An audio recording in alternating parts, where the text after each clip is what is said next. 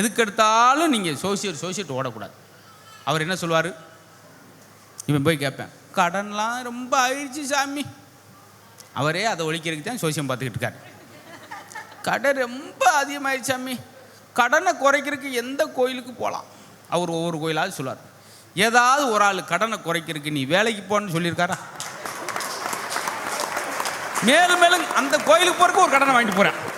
எப்படி கடன் ஒன்று குறையும்? எல்லாமே இன்னொரு அம்மா போய் பார்த்து சொல்லுங்க சாமி, உன்னுடைய அழகான முகத்துக்கும் சாமி உன்னுடைய அன்பான குணத்துக்கும், ஐயோ இறைவா, அடுத்த வருஷத்தில் உனக்கு அழகான ஆம்பளை பையன் பிறக்கும், பட்டக்குன்னு சாதத்தை பிடுங்குச்சு. ஏம்மா, எனக்கு குடும்ப கட்டுப்பாடு ஆப்ரேஷன் பண்ணி 4 வருஷம் ஆச்சு சாமி.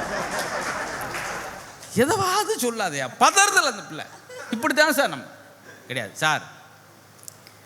கிளிகிட்ட போய் கேட்பேன், இவனுக்கு 6 அறிவு, 3 அறிவு. சிவராஜ்கிட்ட போய் கிளியை எடுத்து விடுங்க, இந்த கோர்ட்டு கேஸு முடியுமா என்னான்ட்டு பார்த்து சொல்லட்டும். வாடா வாடா வாடா வாடா சார், நல்ல சீட்டை எடுத்து போடு. அது சீட் எடுக்காது. இவன் கையை பார்த்து, ஏன்னா கைக்குள்ளே ஒரு நெல் வச்சுருப்பார்.